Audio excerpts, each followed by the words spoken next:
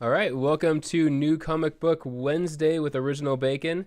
This is for my comic books that I got this last week for the Halloween, and I just read them today. First off, free issues were Betty and Veronica, this Peanuts, and looks like Annoying Orange and Fraggle Rock.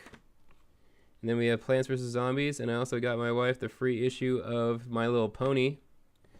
And first off, we have, for this week, we have All New X-Men, where we have Iceman being attacked by Mole Men. The original X-Men were brought from the past to the future into the current Marvel Universe, and then they got zapped into the Ultimate Universe. Iceman has seen his future self, so he knows that he can make clones to fight for him, and so he makes these giant ice hulks, attacking all the mole men, and he escapes, only to bring this abomination to the surface world.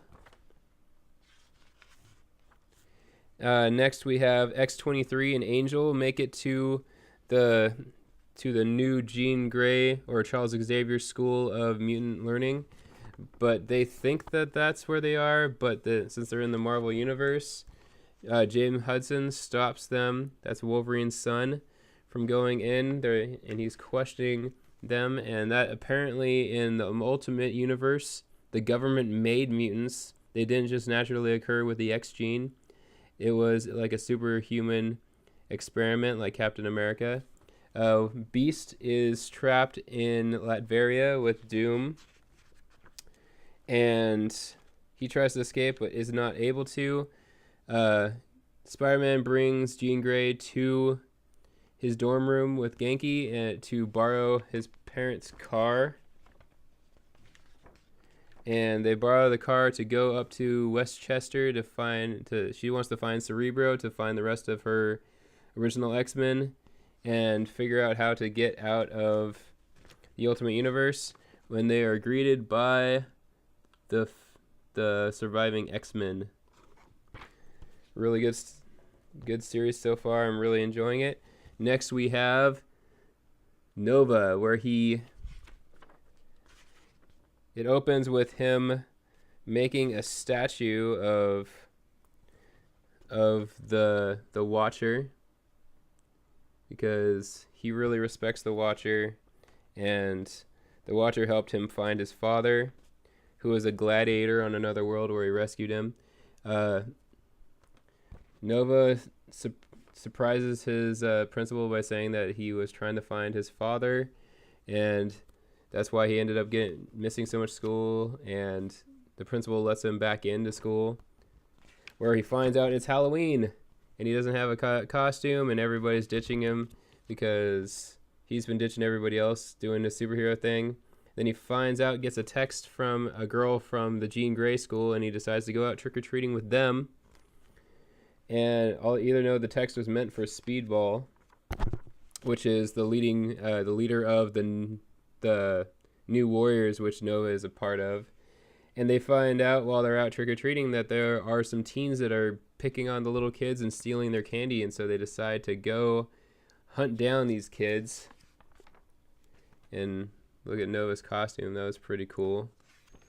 And they find out there's the kids and they get greeted by that, which I think is really cool.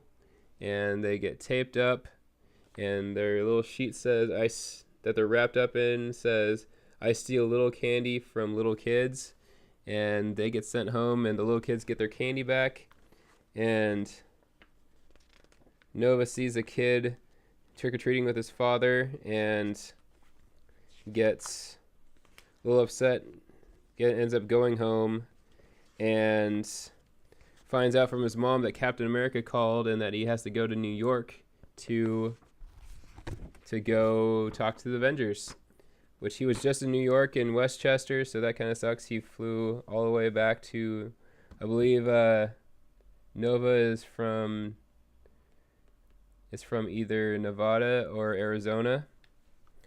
Next, I bought these special issues that were called Stomp Out Bowling. This one is Gamora. It's a special issue of cover of Guardians of the Galaxy. They don't charge any more for these issues, but if you buy these issues, then the money for these issues go towards anti-bowling foundations. And this is a cover of Gamora talking to a girl that's been rejected from her friends or non-friends that are playing down there. In this issue, we find out how Star-Lord and Drax ended up getting back to the universe after everybody thought that they died. Apparently, they just ended up in another universe with an evil team on an evil Earth, with these evil team called the Revengers trying to steal the cosmic cube from them. And it ends up that Nova ends up getting the cosmic cube, and he sacrifices himself after his arm is ripped off to send Drax and Star-Lord back to the main universe. Unknowingly, he also sends back Thanos, sacrifices himself, and wants them to protect Gamora. And I thought that looked really cool. And so he decides that he's going to send them back. And his only wish was that Gamora knew that he loved her and that they protected her. And so it ends with Gamora crying. Really good issue. We also have the Hulk. And in the Hulk, this is the issue I was talking about a couple of videos ago, where the Hulk is now sentient, and he has the brains of Bruce Banner, but he still has all the muscle and rage of the Hulk. And he finds out how to reverse the gamma radiation. He doesn't want to do that to himself, but he's going to go hunt down all the other people who have gamma radiation and cure them, such as his son, Scar, and Abomination, and I think he's going to do that to She-Hulk. And he's also going to do that to General Ross and Betty Ross, the Red Hulk and the Red She-Hulk. Looks like Betty Ross is next. Right there, there's She-Hulk. And we have Captain America and Deadpool, Old Man Captain America, riding on Deadpool's back. They are going to go and protect they're trying to find all of the DNA of Wolverine. They're collecting all of his things. And apparently Hank McCoy is also collecting all of Wolverine's things and destroying him. Deadpool is now an Avenger, and he's cleaning Wolverine's toilet. They're destroying all of Wolverine's belongings, burning them and they find out that there was a knife that has some of Wolverine's DNA. That's a really cool shot of Black Widow. Kind of looks like Peg from Married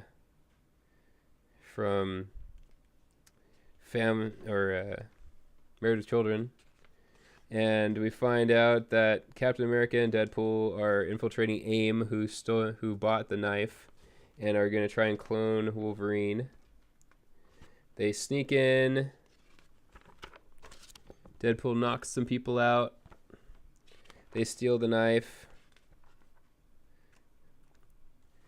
We find out that Deadpool has a daughter. Here's his daughter, and he finds some stuff that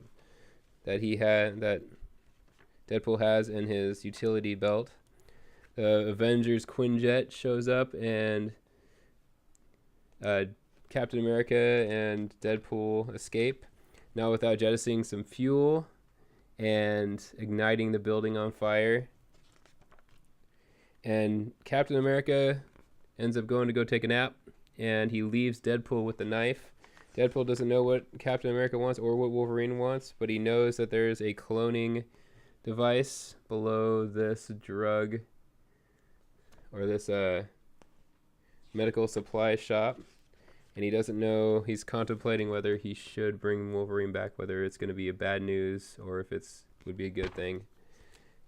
And we have only 2 issues left. We have, first off, Marvel 75th Anniversary, where we have some origins behind different superheroes. We have Storm, Winter Soldier, Captain America, Namor, the original X-Men, Daredevil, Fantastic Four, and Carol Danvers and Nova, I believe, is right there.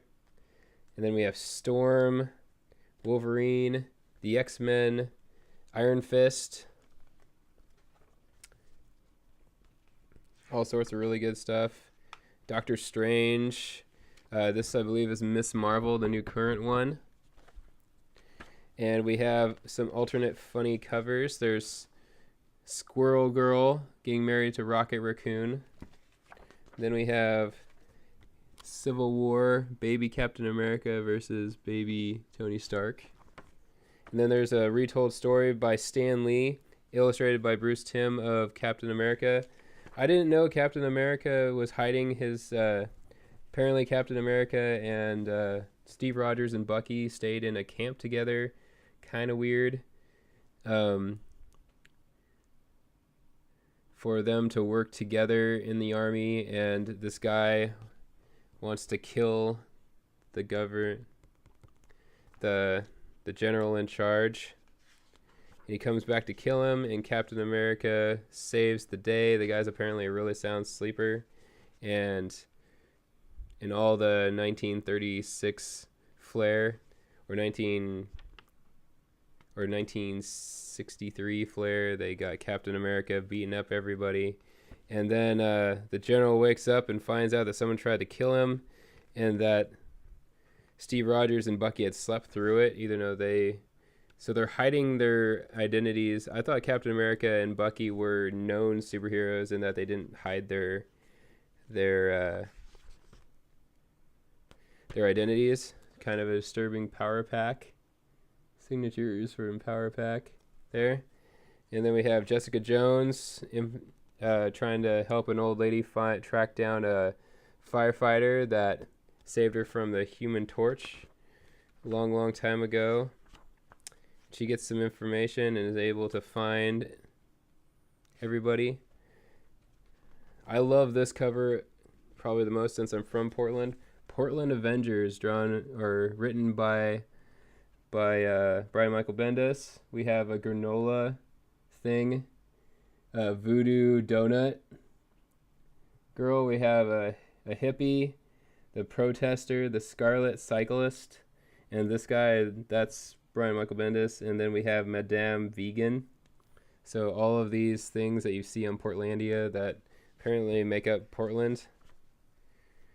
And then we have an old issue or a new spin off of an old issue of Spider-Man with Harry and Flash Thompson, with Gwen Stacy and Mary Jane. And Peter Parker's fighting to save the city, and yet they think that he's blowing them off. And then we have Groot, attorney at law. You can't handle the Groot, basically. Pretty funny. And then we have just a bunch of relationships in the X-Men. And then we have Wolverine going on a walkabout in Australia, and he sees all these hallucinations with he gets attacked by the Hulk. Then the X-Men show up, and he confesses his love to Jean Grey. And then this crazy lizard shows up. He saves the lizard, and then he has to relive the Weapon X facility. And then he gets attacked by Sabretooth. And that's how this ends. They have this memorial.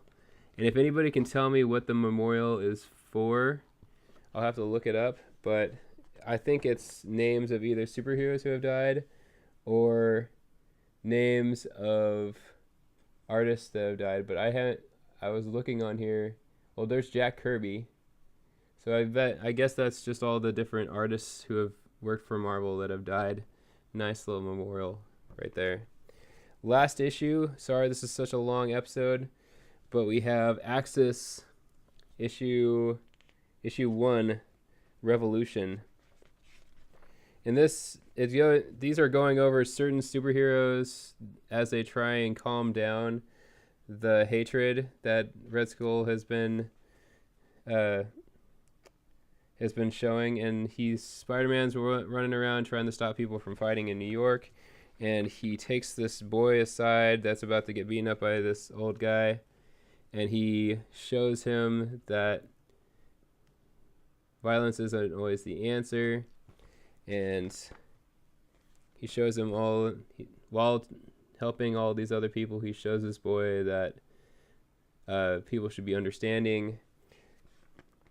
These cabbies this cab driver, but apparently the cabbie hit the bicyclist.